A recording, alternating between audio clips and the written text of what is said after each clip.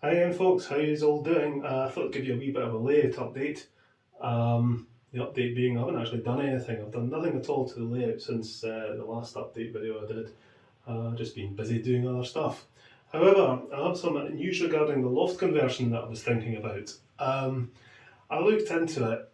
I was under no illusion about the work involved in doing that and the likely cost and everything. So I've been through it before. I've done a loft conversion before, and when I really started to think about it, I thought, you know what, now is not the right time. I think I'm going to put that off for a bit.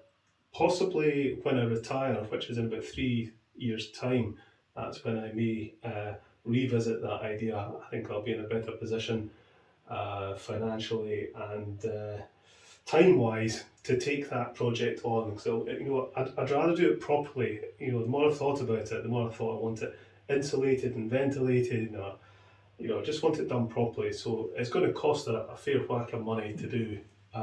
So I'm postponing that idea for now.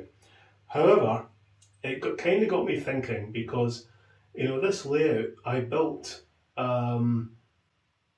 really just to build a little model railway. I was kind of exercising a little demon in my head from my youth.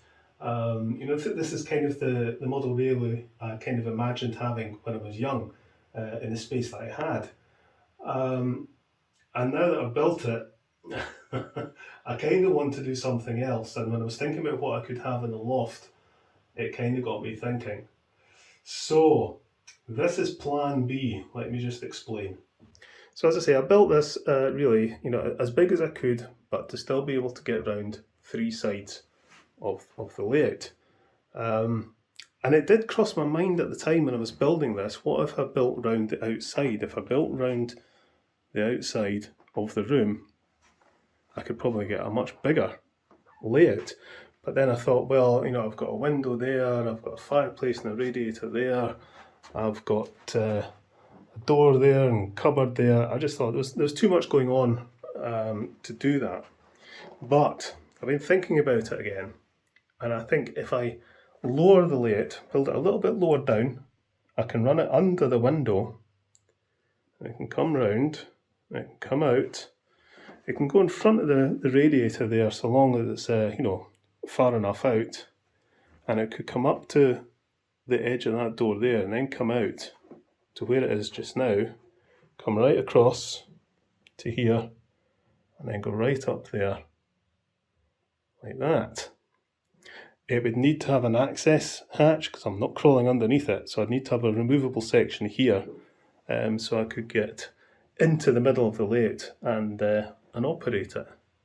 And the more I think about that, the more I like the idea. So I've been onto AnyRail software and done some designing. Let's go and have a look. Okay, so this is AnyRail software. It's a desktop application. You can download it for free and work with up to 50 sections of track. If you want to go more than 50 sections of track, you've got to buy it. It costs about 47 quid. I designed my existing layout using this, just using the free version, but I've actually since bought it because as soon as I realised I was going to design a new layout, I thought, right, okay, I'm just going to buy this because it's an invaluable tool and saves you an awful lot of hassle in the long run. So this is the idea I've come up with for my new layout. So this overall dimension here, that's the size of the room.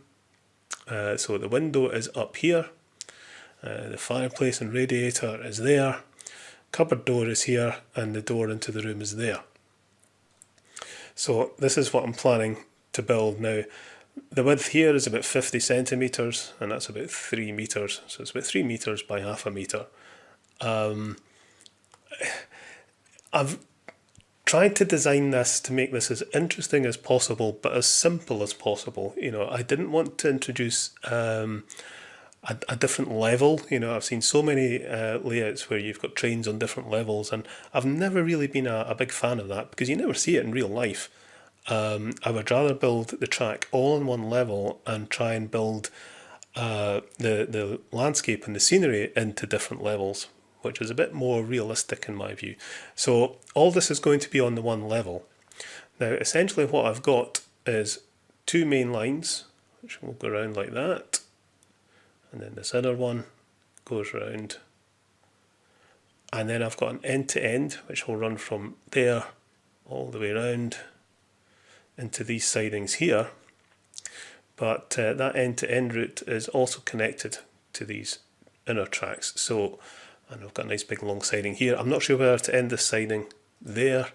I might just end it there and have the engine shed in here, because I still want to have my engine shed right to the fore for doing the trains going in and out the shed. But I could possibly have the engine shed here. So I'm still kind of thinking about that. The goods depot is going to go here, and there'll be a platform here for a station there. There'll be a platform here for a station there, and there'll be platforms there and there. So I'm going to have 4 platforms. Goods depot, engine shed. This bit here will probably be in a tunnel, so you won't actually see this section. So I'll get some landscaping for fields and sheep and stuff up here, and some houses, etc. Kind of like what I've got on my existing layout, but that'll happen down here. This section here, if I can just highlight it, come on, there we go. This section is going to have to be removable so I can get in and out. I am not crawling underneath it. So I'm going to build this so I can lift this out. I did think about having it on a hinge, but I would rather it just rests on some little brass dowels or something, so it'll sit very accurately, because obviously I'm going to have to do joins in the track there and there. When I thought about making this removable, I then realised, you know what, it'd be a good idea to make the entire layout modular. Because it's always kind of bugged me that once the layout is built into a room, it's kind of stuck there. And if anything happened that required the floorboards to be lifted or whatever, you're suddenly into a very bad place. So I thought, no, if I'm going to build another layout, I'm going to make sure I can remove it quite easily if I need to. Especially if I'm going to be building around, there's going to be a radiator in here, which isn't really used, but it might start leaking or need replaced or something, so I don't want to permanently box it in with a model railway. So everything will be removable. I'll build it in sections, which is quite tricky to engineer. I've looked into it, so I kind of know how it's done.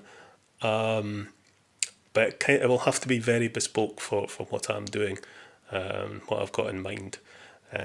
So yeah, it's going to be a bit tricky to build. It's not going to be as easy a build as the last layout, but I'm actually quite excited about doing this, because that's going to give me a much longer running time. It's a much larger layout. It's much more interesting, because I can have 2 trains running on these tracks and a third train going back and forward on the shuttle there, so I can get 3 trains running at once.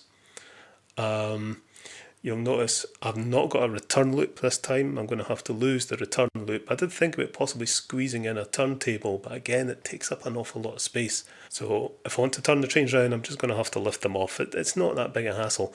To be honest, I quite often just do that anyway. It's quicker to do that than to run them around the return loop. I used to like running trains across that return loop, through the level crossing and stuff. But yeah, that's going to have to go. I did swither about having a tunnel. I did think about just not having a tunnel. It certainly makes things a lot easier, clearing the track and all the rest of it, and you can see your trains more. If you've got quite a big tunnel, that's a big section where your trains are disappearing. But everybody likes a tunnel, so yeah, I think we'll put that in there. This section here, I think the tunnel mouth will be about there, and I'm thinking of having a nice bridge there for the trains to go across. This might also be a bridge. I'm going to build this in a similar manner to my existing one using polystyrene, and that allows me to model down as well as up. There is a disadvantage to laying the track on top of polystyrene, because it means sometimes the points can't be perfectly level and stuff. But I'm more aware of that issue now, so I might see what I can do to minimise that problem. But if I just put the track onto the baseboard, nice and simple to do, but you can't model down the way very easily. You can only model up. And as I say, I like to keep the track on one level and have the landscape lower in places and higher in others. And that way, if I can model down, I can have a nice little bridge here for the tracks to go over. Maybe a little stream modelled in there, or possibly here as well. I could have a nice bridge. Where I'm going to put our road and all the houses and everything else, I have no idea. That'll kind of just whatever fits, and I'm not too worried about that. So I'll probably have a road coming in here to the goods depot. The goods shed's going to be here, so there'll be a little car park, maybe in a road just coming off World there. I think this will be along here will probably be a car park for the station with a footbridge and stuff. So yeah, we'll get around all those little problems. But the main thing was just to get a bigger, more interesting layout that would allow me to run more than 2 trains at once. And this allows me to do that. This layout is not absolutely final. I might try a couple of other ideas, but let me know what you think. If you've got any ideas of what I could put into that, I'd be more than interested to hear. So put in the comments what you think, if you think this is an interesting layout, or if there's something else I could do to make it better. It might actually be possible to design something that would allow me to have 3 train continuous running and an end-to-end, but I don't want to cram it full of track. I want some space for a bit of scenery and stuff. So I think in the space I've got 2 trains continuous running and an end-to-end on a shuttle. Yeah, I like that idea, and I've kept my crossings to 1. I could possibly even get away with doing away with that, to be honest. But I've got 1 diamond crossing because diamond crossings are, bad for 040s or any locomotive that's got a slight pickup issue. It's the diamond crossings that's going to have issues with, especially if it's next to points. So that to me is possible problem that I might try and resolve by maybe just turning that into a point and having it linking to the track there. So I could link that and take that point away. I don't know, I'll have a tweak around. Obviously when you come to build, sometimes you think, actually no, that's not going to work, or why don't I do this? So it's all subject to change. But there you go. That's my current plan for my future layout. So there we go, that's kind of what I'm planning. Question is, when will I get around to actually doing it? I would imagine it'll be sometime early next year. I'm still in the planning stage, I'm still working on the design of the new layout. What you saw in any real software there is just my current plan, but I may well change it yet. So I want to be absolutely sure in my head of what I'm going to be doing before I start demolishing this and building a new layout. It's going to break my heart a wee bit to take this layout apart, put an awful lot of work into it, but it's been a very useful learning process. This is the first layout that I've built with scenery and ballast and everything, so it's been a very useful learning exercise. 1 or 2 mistakes I've made.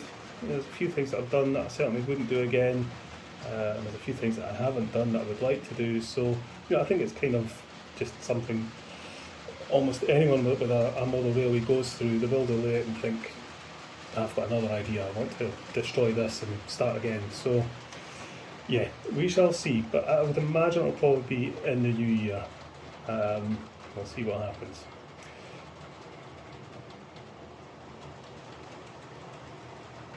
Just waiting for this train to come back out again. I'm pulled by Maud. The rail freight Arnold Sands and Scarwood wagons there. Thanks very much to Eddie for those. Eddie gave me a big box of donations. So I'll be doing some videos on what was in there at some point. Okay folks, well, that's what I'm planning.